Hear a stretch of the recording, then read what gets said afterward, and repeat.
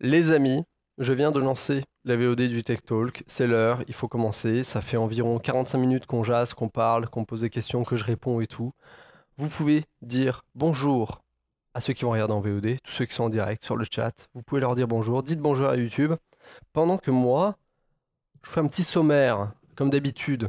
On va parler essentiellement pas mal d'AMD. AMD, prochains APU, prochains GPU, prochaine carte graphique, prochain processeur, etc., etc.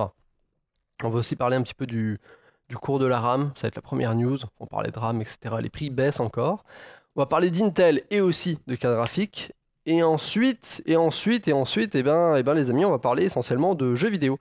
Red Dead Redemption 2, Death Stranding, Overwatch, Diablo 4, des trucs comme ça. Voilà. Donc, comme je disais, on va commencer à parler un petit peu de RAM, mémoire vive. Comme vous le savez, la chambre de la mémoire vive, qui s'étend entre mai 2017 et environ septembre 2018, octobre 2018, touche à peu près à sa fin. Même, on va dire que il y a eu le post-H-chambre qui s'est étendu de septembre 2018 à janvier 2019. Hein. C'est cette petite zone ici où la RAM était encore très très chère par rapport à avant. Bien évidemment, la chambre hein, qui est la période du milieu où les prix ont atteint des sommets hallucinants. On parle ici de voilà, presque 5 dollars pour de la DDR4. 5 dollars par giga. Aïe aïe aïe aïe aïe aïe aïe, ça fait mal au cul. On est aujourd'hui sur une pente, mais clairement descendante. Le prix de la RAM continue à descendre. Il y a eu un prix très très bas en juillet 2019. C'est remonté un petit peu, mais là, ça commence à continuer à descendre. Et aujourd'hui, vous pouvez trouver de la RAM pour vraiment, vraiment une fraction du prix de ce qui se faisait il y a 1 an et demi. Et c'est vraiment très très appréciable. Et il semblerait que ça continue à descendre encore un petit peu. Donc la RAM va devenir vraiment de moins en moins chère.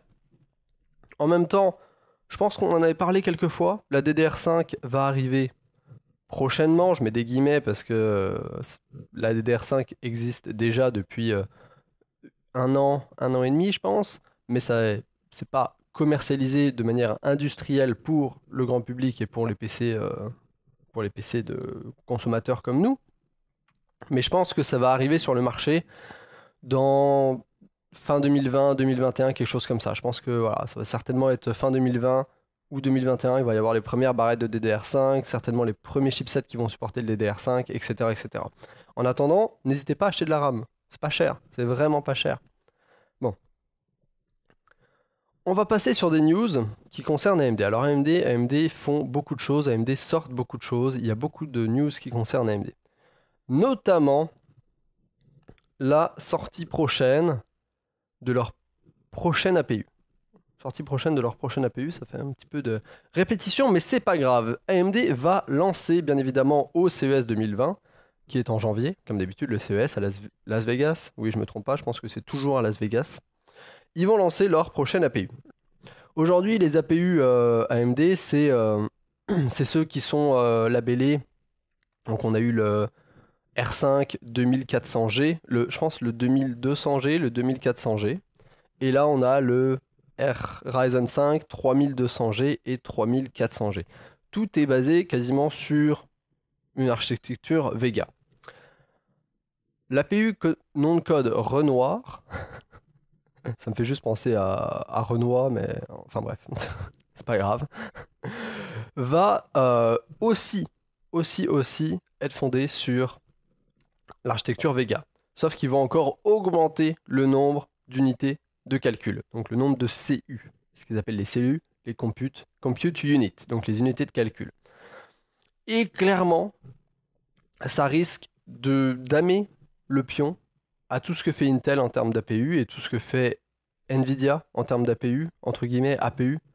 C'est les MX250 chez Nvidia qui sont les chipsets graphiques de Nvidia pour plus l'entrée de gamme, les budgets, quoi, les vraiment petits budgets, et le Iris Pro graphique de chez Intel qui est intégré à certains de ces chipsets, à quasiment tous ces chipsets sur ces CPU.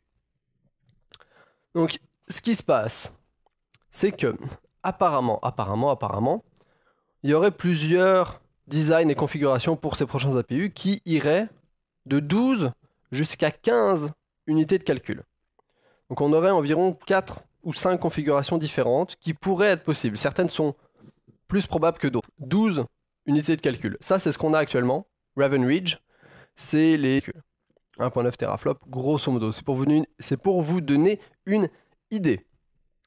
Déjà, ça battait le MX250 de chez Nvidia qui arrivait à sortir 1.4 teraflops au niveau de la puissance de calcul graphique. Donc déjà, les APU actuels de chez Ryzen étaient déjà plus puissants qu'un MX250 de chez Nvidia. Au niveau de la Iris Pro, c'était aux alentours à peu près au même niveau, voire même un peu moins, je pense, que le MX250. On devait être à 1.2, 1.3 teraflops. Donc déjà, le 3400G, qui a 11 unités de calcul au niveau de son APU, pour les graphiques, pour les graphismes, battait tout ça. Mais là, du coup, dans 2 mois, ils vont certainement annoncer un truc, soit 12 unités de calcul, ou alors 13 unités de calcul avec une configuration comme ça, ou alors 13 unités de calcul, mais sauf que plutôt que d'en avoir 4 avec 3 et 1 avec 1, il y en a 3 avec 3 et 2 avec 2, ou alors 15 unités de calcul. Ce qui se passe, c'est que ces deux-là, les deux avec 13, ça risque de pas vraiment se passer. C'est les moins probables. Donc à mon avis, ce qu'ils vont sortir, c'est qu'ils vont sortir un 4200G, un Ryzen 5 4200G, sur lequel il y aura 12 unités de calcul. Ça sera ça. Et ils vont sortir le 4400G, donc qui sera la version un petit peu upgrade, un petit peu au-dessus, sur lequel il y aura 15 unités de calcul. C'est à mon avis le plus probable. Ce qui se passe, 12 unités de calcul, on arrive dans les 2.5 teraflops. Donc on est quasiment presque 2 fois plus puissant que tout ce que fait Intel en termes d'APU et tout ce que fait Nvidia en termes de low budget, etc. Si on passe à 15 unités de calcul, on est à 3.1. Donc on est clairement à plus de 2 fois plus puissant. Donc de ce point de vue-là, à mon avis en 2020, au niveau des APU, AMD va enterrer, presque enterrer Intel. Et l'entrée de marché de chez Nvidia avec les MX 150, MX 250, etc. Et ça me fait plaisir, ça me fait plaisir. C'est un processeur que j'ai envie d'essayer, les 3400G, les futurs 4400 peut-être, juste pour voir à quel point, avec ce type de processeur-là, qui a une partie graphique qui est quand même assez importante et assez puissante, à quel point tu peux jouer à des jeux vidéo. Genre, est-ce que tu peux jouer en 1080p, en basse, en qualité basse, à Overwatch, à CSGO, à LoL, etc. À quel point ça peut bien faire tourner certains jeux. Parce que c'est des pros qui coûtent vraiment pas cher, t'as pas besoin d'avoir une carte graphique. Donc si t'as vraiment un budget qui est très serré, ça peut être genre ton point d'entrée pour un gaming PC. Ça peut être genre tu dépenses 250 € sur un processeur qui a cette APU là, enfin sur cette APU qui a processeur plus partie graphique, et tu peux quand même jouer à des jeux. Et quand t'es un peu plus investi dans le gaming sur PC, que t'as un peu plus de budget et tout, et que tu te rends compte que t'aimes bien ça, à la limite t'as juste à rajouter une carte graphique dédiée, et pouf, pas besoin de changer de processeur, parce que c'est quand même des pros qui ont 4 cœurs, 8 fils de calcul, voire même 6 cœurs peut-être si je dis pas conneries. T'as juste à ajouter une carte graphique dédiée et bam, t'es parti, et là t'as encore de bien meilleures performances. C'est la folie. C'est la folie. Donc le marché des APU a l'air de vraiment, ça a l'air tout à fait bien parti pour chez AMD. Hein. Bon, on va continuer. Il n'y a pas que ça qui est bien parti chez AMD. AMD Navi 23. Nom de code. C'est encore un nom de code. Toujours des noms de code. Tout ce qui est sorti à l'heure actuelle, les RX 5700, 5700 XT, les prochaines RX 5500, c'est du Navi, je pense que c'est 10, 11 ou 12, le nom de code. Essentiellement, c'est gravé en 7 nanomètres-ish, et c'est basé sur l'ancienne architecture, c'est basé sur l'ancien modèle d'architecture, avec un mix avec leur nouveau modèle d'architecture. C'est un peu des versions hybrides. Mais en 2020, on le savait déjà, AMD va sortir leur prochaine génération de cartes graphiques. Les séries RX 6000. Navi 23, ça sera un des chipsets qui sera utilisé sur la série des RX 6000. Il y aura certainement 3 variantes de chipsets. Je pense qu'il y aura Navi 20, 21, 22, 23, je pense. Ouais, 21, 22, 23. Je sais pas si... Je pense que le 23, ça va être le plus haut de gamme, techniquement, et 21, ça va être plus entrée de gamme, et 22, milieu de gamme. Donc potentiellement, le 23, ça va être une RX 6700, 6800 XT, quelque chose comme ça. Bref. Ça a été presque confirmé, même quasiment confirmé par AMD, parce qu'ils ont sorti des... Comment? Ils ont publié des papiers, ils ont enregistré des noms de code, ils ont posé des brevets, etc., etc. Puis il y a beaucoup de bouche à oreille dans l'industrie hardware qui dit que justement, Navi 23, ça arrive en 2020 et c'est censé être leur Nvidia Killer. Donc c'est censé être la carte et le chipset qui va pouvoir venir rivaliser avec les cartes graphiques de chez Nvidia plus haut de gamme, comme la RTX 2080 et la RTX 2080 Ti. Donc il semblerait qu'ils visent pas forcément la 2080 Ti, parce que c'est vraiment très très haut de gamme la 2080 Ti, mais que avec Navi 23, ils espèrent concurrencer très fortement la RTX 2080. Notamment, pas juste au niveau des performances, mais aussi au niveau de la technologie, parce que Navi 23, ça sera une des premières cartes graphiques que va présenter AMD, qui aura justement le ray tracing accéléré par matériel. Donc il y aura un chipset dédié pour le ray tracing. Et du coup, ce beau petit monde, hein, c'est sur l'architecture RDNA 2.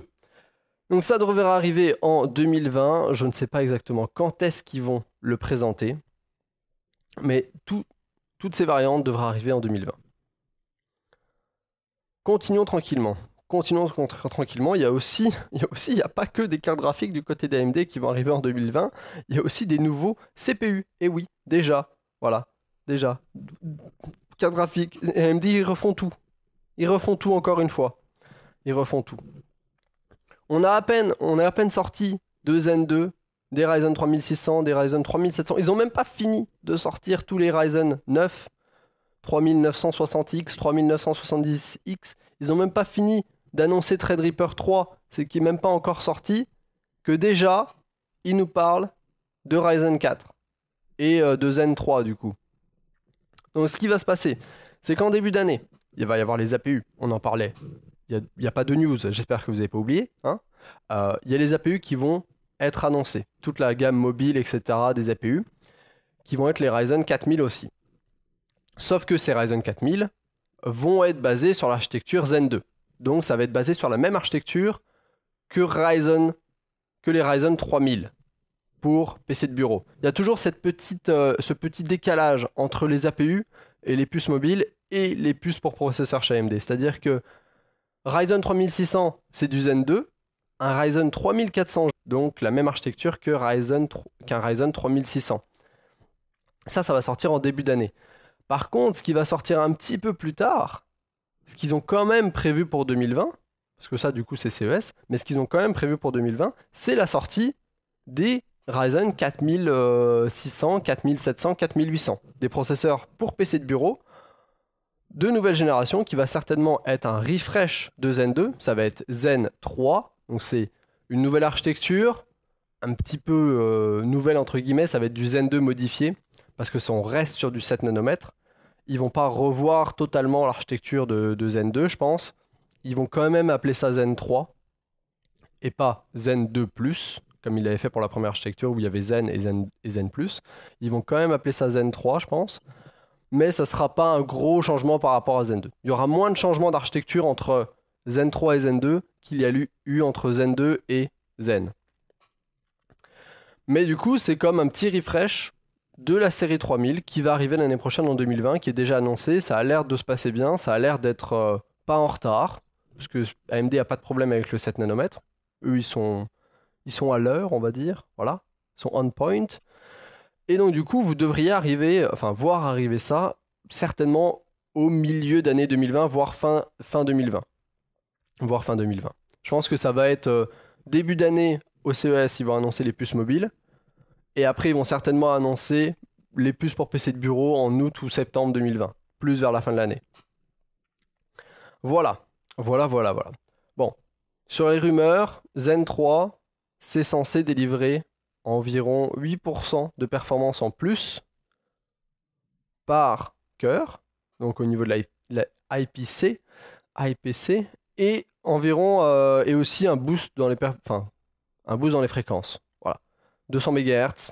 On pourra monter un petit peu plus haut au niveau des fréquences. Donc au lieu d'avoir des pros qui vont à 4.6, on pourra monter dans les 4.8. Peut-être atteindre les 5 GHz du côté d'AMD, ça serait plutôt pas mal. Voilà. Et techniquement, ça va toujours être sur du socket AM4. Ça c'est bien. Toujours le même socket. Continuons avec la RX 5500. RX 5500, c'est le prochain GPU d'AMD qui sort tout de suite, qui est d'ailleurs peut-être même déjà sorti. Je ne sais pas quand est-ce qu'il sort. Quand est-ce que tu sors, petit? C'est sorti le 7 octobre. Voilà. Sorti le 7 octobre. C'est sorti le 7 octobre. Vous pouvez la trouver et c'est une excellente carte graphique qui vraiment met du plomb dans l'aile à Nvidia. C'est basé sur Navi 14. C'est de l'entrée de gamme entre guillemets. Voilà. Ça coûte 130 $ et je peux vous dire que ça fait un taf de malade. Par rapport à une GTX 1650, ça offre pas mal de performance en plus. C'est-à-dire que à chaque fois, on est sur minimum 45 à 50% de performance en plus sur du 1080p sur toute une pléthore de jeux. Je peux vous dire que là, bon, ils ont essayé Battlefield 5, Dirt Rally 2, GTA 5, Call of Duty Black Ops, Devil May Cry 5, Far Cry New Dawn, etc., Monster Hunter World. Donc à chaque fois, genre le minimum, c'est GTA 5 où on a juste 22% de performance en plus. Tout le reste, c'est minimum 40, 37, 40, 45, 50. Donc du coup, c'est assez impressionnant. Surtout pour une carte qui coûte un tout petit peu moins cher. Également sur Fortnite, Apex, PUBG, à chaque fois, on a 30% de performance en plus par rapport à une GTX 1650. Donc, clairement, si jamais vous voulez une carte plutôt entrée de gamme pour jouer à des jeux en 1080p, à des jeux du moment ou un peu des jeux mainstream, donc PUBG, Apex, etc., jouer à Call of, jouer à Battlefield, c'est une excellente option. C'est une excellente option, surtout que AMD a également beaucoup bossé sur la partie software pour proposer des fonctionnalités et des technologies un petit peu nouvelles, comme du coup la fonctionnalité anti-lag qui permet de réduire un petit peu au maximum la latence qui est créée par le driver sur le jeu. Donc ça vous permet de diminuer votre temps de réponse et la latence de l'input. Le Radeon Image Sharpening qui permet de upscale ton rendu afin d'avoir une image qui est plus détaillée.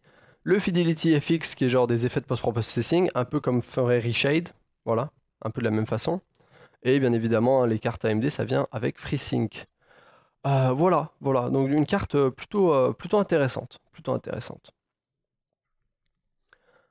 Bon, la news suivante concerne encore AMD. Encore AMD, encore et toujours AMD. AMD a annoncé la sortie officielle du Ryzen 9 3950X. Voilà. 750 $. Pour un processeur avec 16 cœurs, 32 fils de calcul qui tourne à 3.5 GHz de base, 4.7 en boost, 72 MB de cache et un TDP de 105 watts qui me paraît très peu. Je pense que ça va monter un peu plus dans les watts, hein, clairement. Ils ont également annoncé leur nouveau Athlon 3000G qui est très clairement un des processeurs les plus, j'allais dire les plus cheap, mais non, mais les plus rentables de l'histoire de l'humanité des processeurs. C'est un processeur avec 2 cœurs, 4 fils de calcul qui tourne à 3.5 GHz sur lequel vous avez une partie graphique dédiée, donc ça peut vous servir d'APU, enfin c'est un APU, ça peut vous servir pour sortir une image, etc. Vous n'avez pas besoin de carte graphique pour ça. L'APU, c'est du Vega 3, donc ok, c'est pas extrêmement puissant, mais ça fait un petit peu le taf pour faire de la bureautique, enfin pour faire un PC genre qui vous servirait pas à jouer. 35 watts de TDP, ça ne consomme rien et ça coûte 50 euros. 50 $. Et ça sort le 19 novembre. Ils avaient déjà fait ça, je pense, l'année dernière. C'était le 2000G, je pense. Athlon 2000G, ou je sais plus c'était quoi la référence. Mais là, du coup, c'est une version upgrade. Et pour 50 $, tu peux faire un PC, genre, qui va servir à pas du tout à du jeu vidéo, mais pour quelqu'un qui voudrait un PC juste pour parce que c'est utile pour faire la bureautique, pour faire du texte, pour faire du multimédia, pour regarder des vidéos, faire whatever, sauf du jeu vidéo. Tu peux acheter un processeur qui coûte 50 euros et qui fera tout ça très très très très très bien. Moi je trouve ça absolument fabuleux. Bon. Donc, 3950X, disponible le 25 novembre. Athlon 3000G, disponible le 19 novembre. Et enfin, le dernier truc, c'est bien évidemment Threadripper 3. Qui devrait sortir, on ne sait pas exactement quand. C'est pas exactement quand, mais on sait à peu près les prix. Donc on a le 3960X qui va commencer à 1400 $, 24 cœurs, 48 fils de calcul. Et le 3970X, 2000 $, 32 cœurs, 64 fils de calcul. Tout va bien. Avec 144 mégas de cache. Tout va bien. Bon. Ils supportent, je pense, étant donné que c'est un nouveau chipset, le TRX40, ça supporte 72 lignes PCI Express, plus 2-3 autres lignes, je pense qu'au total c'est 88 lignes PCI Express. Ouais, ça supporte tellement de choses, 8 USB 3.2 Gen 2, donc plus de prises USB que tu ne peux en demander. Mais pour l'instant, on n'a pas exactement de date de sortie par contre par rapport à ça. Je pense qu'on n'a pas de date. Non, on n'a pas l'air d'avoir de date. Voilà.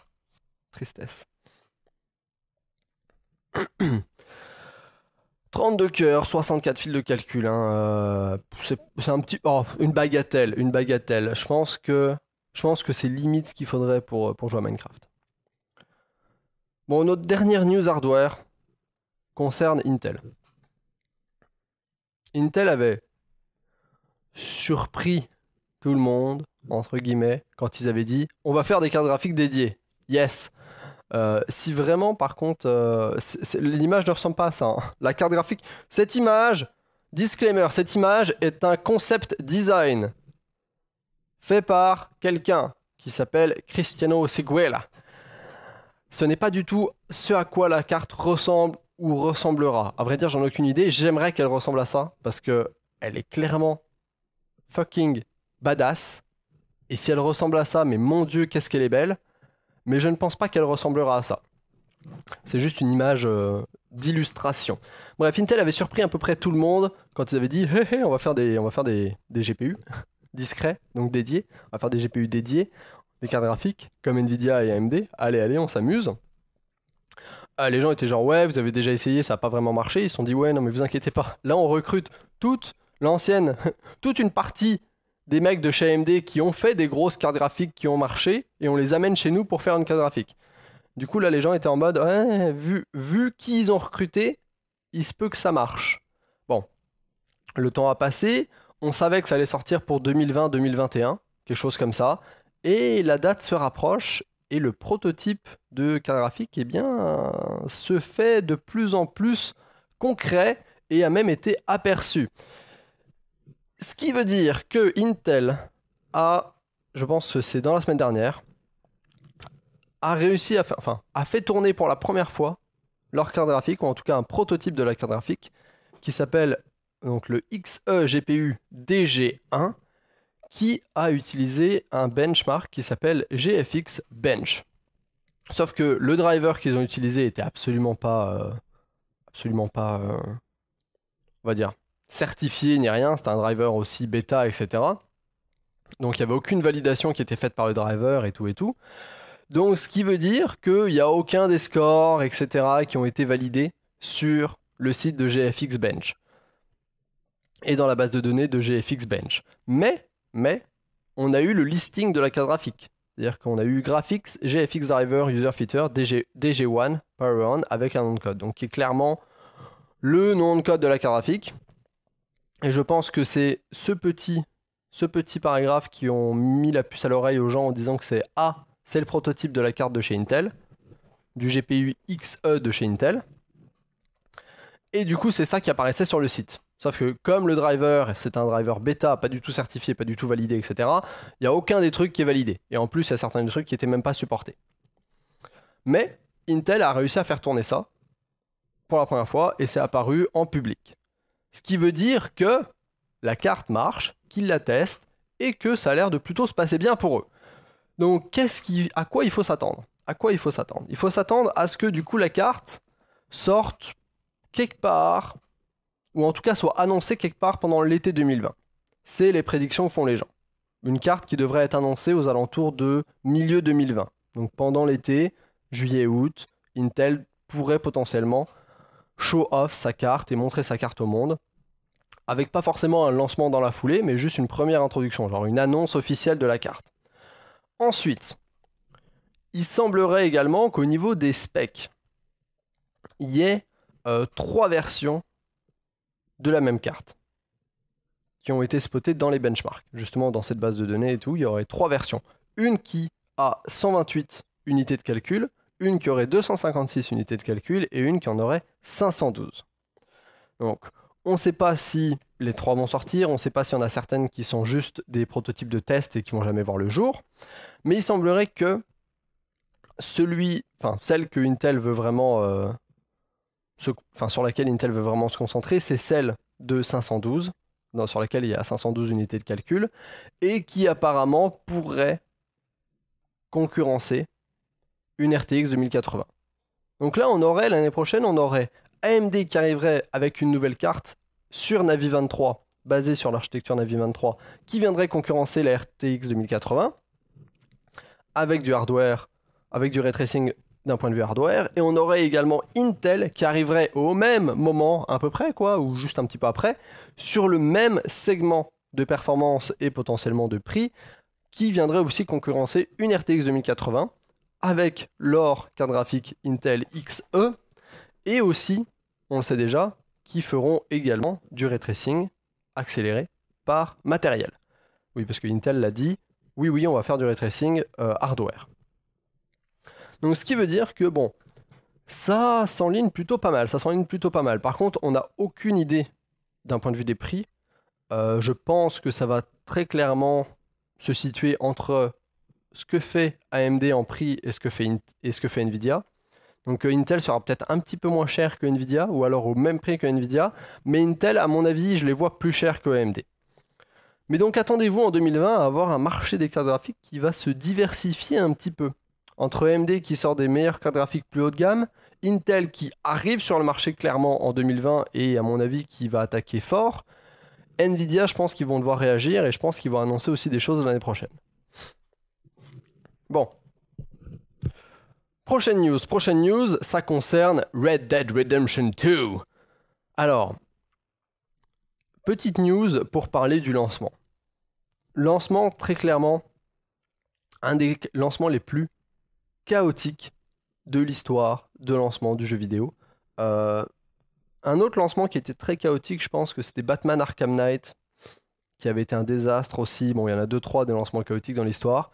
Mais là, Rockstar, ils se sont vraiment surpassés pour faire de la merde plus que tout le monde. Ils ont dit non, vous inquiétez pas, ça sera un lancement sans accroche qui va très bien se passer, ça sera smooth, tout va bien aller. Et il s'avère que je pense que plus de la moitié des gens ne pouvaient même pas lancer le jeu. C'est même pas jouer, hein, c'est même pas le jeu jouait, enfin il jouait, ça crachait, etc. Non, la moitié, enfin, au total, je pense que plus de la moitié des gens pouvaient pas lancer le jeu, ou le jeu crachait, ou faisait des écrans bleus, etc. Sur cette moitié des gens, je pense qu'il y en a encore la moitié, donc 25%, qui ne pouvaient même pas lancer le jeu. Voilà. Donc il y avait des problèmes de launcher, des problèmes de jeu, des problèmes d'APU, de DirectX qui foutait la merde, le launcher qui était vraiment pas prêt au final, ça a créé plein de problèmes, des fichiers corrompus dans l'installation, des problèmes de DRM, etc., qui faisaient que le jeu se lançait même pas ou crashait simplement, des conflits avec des antivirus, etc. Je pense qu'il y avait tellement de soucis et c'était tellement pas clair. Les gens savaient même pas ce qu'il fallait faire. Il y avait aucun un support genre minime, genre pour avoir une réponse à genre un ticket que tu dead, que t'envoyais au support Rockstar. Le délai, c'était genre 48-50 heures, voire même plus. Genre plus de 2-3 jours de délai pour avoir une réponse pour essayer de résoudre ton problème. Bon, je pense que les devs de chez Rockstar ont passé une semaine des plus horribles, parce que, à mon avis, ils ont travaillé 15 heures par jour à essayer de fixer tous les problèmes euh, pendant une semaine, comme des fous, pour que ça marche. Parce que bah, clairement, quand tu as un lancement comme ça, le seul truc que tu peux faire, c'est essayer de réparer au plus vite tous les problèmes qui se passent. Et il semblerait que depuis hier ou avant-hier, ce soit un peu mieux. Je pense qu'ils ont fait 2 mises à jour, genre très rapprochées. Donc il y en a une première qui était genre le 6 ou le 7 novembre. Et il y en a une, je pense, qui était hier ou avant-hier. Pour essayer de résoudre tous ces problèmes-là. La première a résolu une partie des soucis et la deuxième qui a eu lieu dans le week-end a résolu pas mal d'autres soucis et je pense qu'aujourd'hui ça va beaucoup mieux et que les gens arrivent enfin à lancer le jeu et à avoir beaucoup moins de crash. Voilà. Beaucoup moins de crash. Bon. C'était compliqué, c'était compliqué. Alors il y a aussi une autre news assez marrante. C'est que le jeu est sorti il y a à peine une semaine. Mais il y a déjà des mods qui sont sortis pour le jeu. Il y a déjà des modeurs qui ont commencé à modder le jeu. Donc il y a notamment un mode qui vous permet de jouer à la place de n'importe quel personnage. Voilà, donc vous pouvez jouer n'importe qui dans le jeu. Vous pouvez jouer à n'importe lequel des personnages principaux. Vous n'êtes pas obligé de jouer en tant que vous. Vous pouvez faire spawner certains de vos compagnons à côté de vous, etc. Il y a un mode qui permet de changer son champ de vision parce que donc son field of view parce que c'était pas disponible. Il y a également Reshade qui fonctionne aussi sur le jeu. Et il y a déjà un mode qui a été fait pour du ray tracing sur Red Dead Redemption 2. Donc le mode avec Reshade, donc qui a été fait par je sais plus quel modeur qui est hyper connu, qui avait fait un mode pour le ray tracing pour Reshade et qui ensuite peut être appliqué sur plein d'autres jeux. Ah oui, c'est Pascal Gilcher. Donc qui amène une illumination globale en ray tracing avec des shaders et ça a l'air absolument magnifique. Regardez-moi ça. Regardez-moi ça si c'est pas beau. Avec du ray tracing. Boum. Alors déjà que le jeu est gourmand, je vous laisse imaginer si tu fais tourner Red Dead Redemption 2 avec du ray tracing en plus. Mais regardez comme ça change le jeu. Regardez, ça change les lumières, ça change l'illumination, ça change la vibe un petit peu. Alors je vais voir un petit peu là quand tu... Le jeu est tellement magnifique. Donc là, évidemment, vous le voyez, comme ça saccade, c'est que le ray tracing par Reshade est activé. Évidemment. Évidemment. L'autre news dont je voulais parler sur Red Dead Redemption 2, c'est quelles sont les configurations qu'il faut pour faire tourner le jeu de manière correcte. C'est-à-dire que on sait que c'est un jeu qui est gourmand, c'est un des jeux les plus anticipés de cette année, avec potentiellement Death Stranding, etc. et d'autres jeux, mais c'était un des jeux les plus attendus sur PC en tout cas, depuis qu'il a été annoncé. Mais qu'est-ce qu'il faut comme matériel pour le faire tourner? Alors c'est simple, les petits gens de chez WCCF Tech ont testé avec un 9900K, 16 Go de RAM et ils ont testé toute une pléthore de cartes graphiques pour vous montrer un petit peu quelle carte il faut pour faire tourner le jeu de manière correcte, en 60 fps, en 1080p, en 1440p, en 4K, etc. etc. Et si vous le faites tourner en low, en médium, en élevé, etc., etc. Donc, pour faire tourner le jeu en 4K, clairement, si vous voulez le faire tourner en 4K, je conseille d'avoir une 2080 Ti ou une 2080 et de le faire tourner en médium ou en high. C'est-à-dire que en élevé, avec une 2080, on atteint les 60 fps. En médium, on atteint les 75 fps, ce qui est plutôt décent. Si jamais, vous voulez le faire tourner en 1080p, ils ont pris une RX 5700, je pense. 570 Est-ce que c'est une 570 qu'ils ont pris? Oui, ils ont pris une RX 570. Ils ont pris une RX 570 pour le faire tourner en 1080p. Et là, avec une RX 570, en médium, ça tourne à 60 fps. Donc c'est-à-dire qu'avec une carte vraiment plus entrée de gamme, vous pouvez faire tourner le jeu en médium, 60 fps, en 1080p. Ils n'ont pas complété le scale, ou l'échelle en tout cas, l'influence du nombre de cœurs d'un processeur Intel sur les performances, donc ça on va pas en parler. Je vous conseille de faire tourner le jeu en utilisant l'API Vulkan. Comme vous pouvez le voir, que ce soit du côté de chez Nvidia ou de chez AMD, à chaque fois, Vulkan a 4 à 5 fps en plus. Donc là on passe de 79 à 82 sur une RTX 2060 et de 89 à 93 sur une RX 5700. Donc essayez de faire tourner le jeu avec l'API Vulkan, vous auriez certainement un petit peu plus de performance. Bon, ceux qui veulent jouer en 1080p, qu'est-ce qu'il vous faut comme carte graphique pour jouer en plus de 60 fps? Il vous faut techniquement minimum une 1080. Voilà. Pour avoir 68 fps. Tout ce qui est au-dessus d'une 1080 fera tourner le jeu en 1080p à plus de 60 fps. Sachant qu'ils font tourner le jeu en élevé. Donc hop là, ils se mettent en élevé, tout est en élevé. Quasiment tout est en élevé. Donc on n'est pas sur un preset médium, on est sur le preset élevé pour ces benchmarks là. Donc si vous avez une 1070, mettez-vous en médium, ça tournera à un peu plus de 60 fps, même si vous avez une 1660. Mais si vous voulez faire tourner le jeu en élevé, il faut une 1080 ou au-dessus. RTX 2060, une RX 5700, une Vega 56 ou Vega 64. Si vous êtes en 1080p, ça se corse un peu. En élevé, il faut minimum une RTX 2060 Super, voire une RTX 2070. Donc RTX 2070, ça pourrait faire le taf parce que c'est à peu près les mêmes, un tout petit peu au-dessus d'une RTX 2060 Super. Donc voilà. En 1080p, c'est un jeu qui est quand même très gourmand. Si vous avez une RTX 2060 standard, une 1080, vous pourrez le faire tourner, mais en médium. Puis en 4K, ouais. En 4K, il faut une 2080. Ou une 2080 Ti. Voilà. Il n'y a vraiment pas d'autres options. Il y a vraiment très peu d'autres options. Mais, autre information assez importante, d'autres gens qui ont fait des tests, assez poussés, pour essayer de voir quelles étaient un petit peu les options graphiques qui impactaient le plus les performances dans le jeu. C'est-à-dire que ils ont fait des benchmarks avec chacun des réglages, en changeant chacun des réglages un par un, pour voir à quel point tel ou tel réglage avait un impact sur les performances dans le jeu. Donc comme ça, vous pouvez savoir que par exemple, si vous changez les textures de très bas à ultra, bah, vous allez par exemple perdre 20 fps, parce que c'est un settings qui impacte beaucoup. Alors que si vous changiez le filtre anisotropique de x2 à x16, vous allez quasiment pas perdre en performance, parce que ça a un impact très moindre sur le nombre de FPS. Donc voici un petit peu les conclusions qu'ils ont tirées.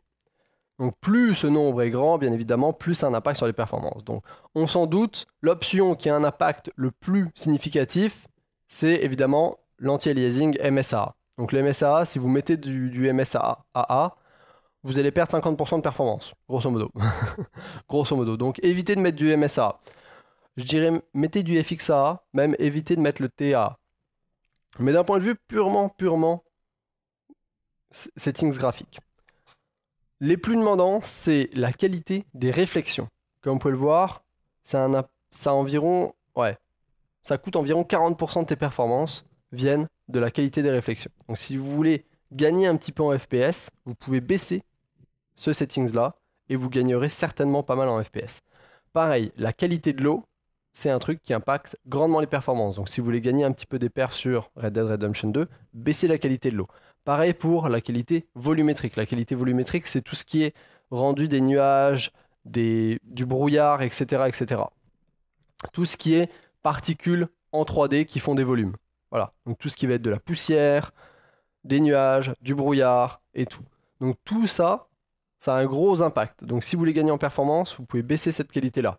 Ensuite, je conseillerais de baisser la résolution volumétrique proche, qui a aussi un gros impact, et après de baisser par exemple les ombres. Les ombres, ça a toujours un impact assez significatif, on est là à 8%, voilà. Ensuite, le reste, ça a des impacts assez minimes. Les textures, à la limite, l'occlusion ambiante en screen space, c'est aussi des trucs que vous pouvez baisser un petit peu. Le reste, tout ce qui est qualité des particules, qualité de la tessellation, la qualité de l'illumination globale, la qualité de l'éclairage, ça a quand même un impact assez moindre par rapport au reste des options que vous voyez là.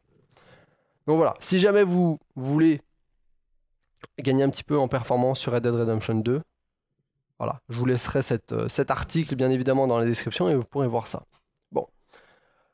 Il y a un autre jeu qui a fait parler de lui, qui était extrêmement attendu, et je pense que c'était aussi un des jeux les plus attendus de cette année, notamment parce que les gens ne comprenaient rien à ce qui se passait dans le jeu, ça s'est vu. Hein. Mister MV a très bien résumé la première heure du jeu. Je vous invite à aller voir sur Twitter. C'est très clair, très limpide, un jeu avec une histoire vraiment très cousue, qui a du sens, pas du tout, vraiment pas du tout. J'ai écouté son stream quand il a commencé à jouer à Death Stranding.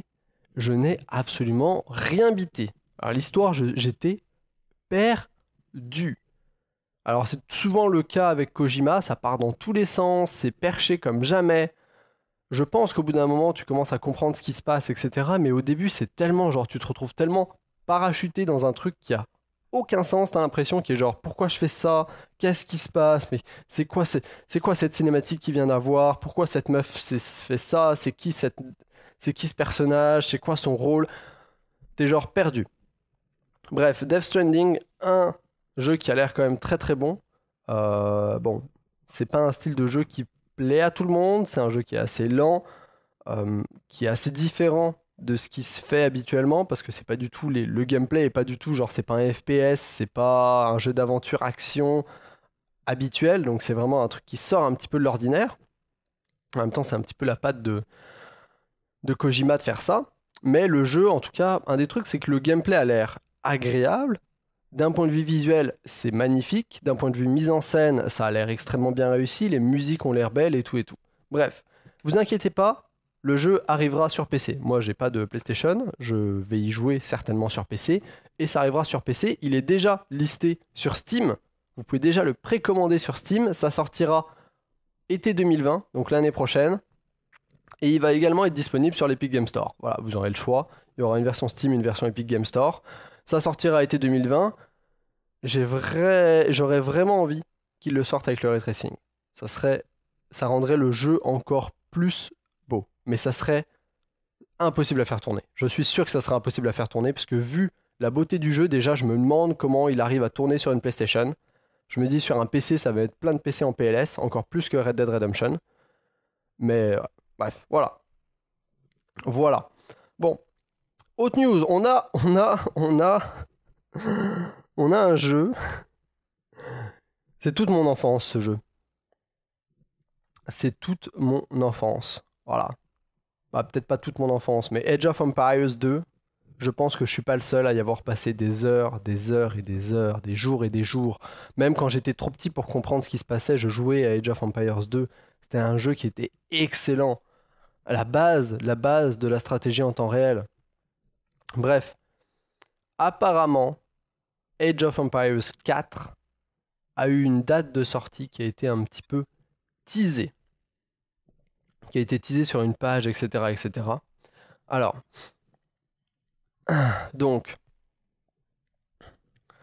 en gros, il semblerait que d'ici 3-4 jours, on ait une annonce pour Age of Empires 4. Voilà. Age of Empires 4. Donc, Age of Empires 2, édition définitive, sort dans 3 jours, le 14 novembre. Le 14 novembre. Il se peut que lors de cette sortie, ils annoncent également Age of Empires 4. Donc ça a été teasé notamment genre je pense sur le site de Age of Empires, où en gros tu peux gagner des copies d'Age of Empires 2 Definitive Edition sur le site. Il y a genre des quiz et tu peux gagner des copies du jeu. Et il y a un jeu qui s'est terminé récemment, qui qui s'appelle le Have You Seen Elric? Et quand tu finissais ce jeu-là, ce mini-jeu-là sur le site de Age of Empires, tu arrivais sur cette page-là. Une page avec un texte, etc. Et qui disait la fin d'une ère, le début d'un nouvel âge. Avec tout un texte, etc., etc., etc. Le truc, c'est que potentiellement, ça peut teaser un nouvel Age of Empires.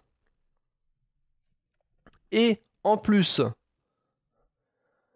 la page a un compteur. Je sais pas où il est. Tuc, tuc, tuc, tuc, tuc, tuc, tuc. Voilà, la page a un compteur. Qui dit une nouvelle aventure commence dans. Et c'est un compteur, je pense, ça c'est des secondes, donc c'est un compteur en millisecondes. Et donc du coup, potentiellement, ce compteur-là, si tu comptes le nombre de secondes, etc., ça veut dire que ça donne un truc comme 3 jours et 3 heures. Bon, maintenant ça doit être un petit peu moins, ça peut être juste 3 jours. Mais ce qui veut dire que va potentiellement y avoir un annoncement, enfin une annonce, dans 3 jours. Et dans 3 jours, c'est également la sortie de Age of Empires 2 Definitive Edition. Sauf que là, du coup, ils vont pas faire un countdown et un compteur pour ça, parce que tout le monde sait que Age of Empires 2 Definitive Edition sort dans 3 jours, donc ça sert à rien de faire un compteur pour cette date, et en plus de dire « Oh, une nouvelle aventure commence dans 3 jours ». Ça sert à rien de faire ça, parce que c'est Age of Empires 2, c'est pas une nouvelle aventure. Donc c'est pour ça que tout pointe à dire il va y avoir une annonce, et potentiellement Age of Empires 4 qui va être annoncé dans 3 jours, en même temps que le jour de la sortie de Age of Empires 2 Definitive Edition. Voilà. Voilà. Bon. Quoi d'autre On a 2-3 autres news. On a bien évidemment, vous l'avez vu, l'annonce lors de la BlizzCon d'Overwatch 2. Je vais mettre des gros guillemets autour d'Overwatch 2. C'est prévu pour l'année prochaine. Il faut pas attendre Overwatch 2 avant 1 an, grosso modo. Ils ont dit genre ça sortira pas en début 2020, ça va pas sortir à fin 2019, non. C'est fin 2020 que certainement Overwatch 2 va sortir, quand ce sera prêt. Overwatch 2, qu'est-ce que c'est? Eh bien, c'est essentiellement Overwatch 1 avec une campagne solo. Voilà. Avec plus de héros et plus de cartes. Mais c'est surtout un énorme coup marketing d'appeler ça Overwatch 2. Donc, essentiellement, ce qu'ils ont annoncé, c'est qu'ils vont sortir un nouvel Overwatch qui sera payant, tout seul, qui sera comme un nouveau jeu, dans lequel il y aura beaucoup de missions solo qui vont se concentrer sur l'histoire et le lore d'Overwatch et l'histoire des héros, etc., etc. Donc vous allez voir des missions par héros, donc comme des storylines par héros, pour chacun des héros, ou presque pour chacun des héros, avec une histoire que vous allez pouvoir jouer, etc.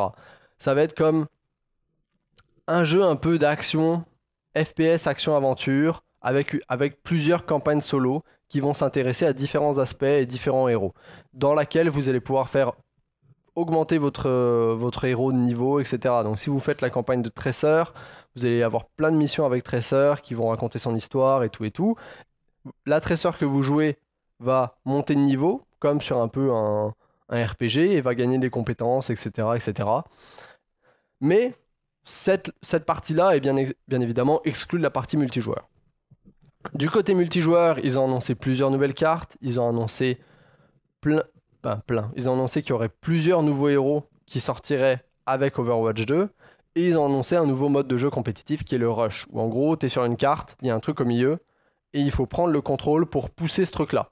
Et en gros, c'est comme un tir à la corde, sauf que tu pousses un truc. Donc toi, tu vas le pousser dans le camp ennemi, et si à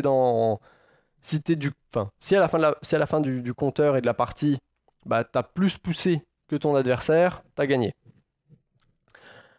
Donc c'est essentiellement ça Overwatch 2. Il va également y avoir, je pense, un pack de textures HD, donc toutes les textures des héros et du jeu ont été refaits pour être un petit peu plus belles, mais essentiellement c'est un pack de textures en 4K, je pense, ou un pack de textures HD pour le jeu. Donc je pense pas qu'ils aient refait les modèles du jeu, non, pas du tout. Mais c'est juste un pack de textures pour ceux qui auront Overwatch 2. Le truc c'est que Overwatch 2 va cohabiter avec Overwatch 1. Ça va être le même launcher. Ceux qui auront Overwatch 1 pourront continuer à jouer en compétitif. Ils pourront jouer en multi avec des gens qui ont Overwatch 2. Ça va être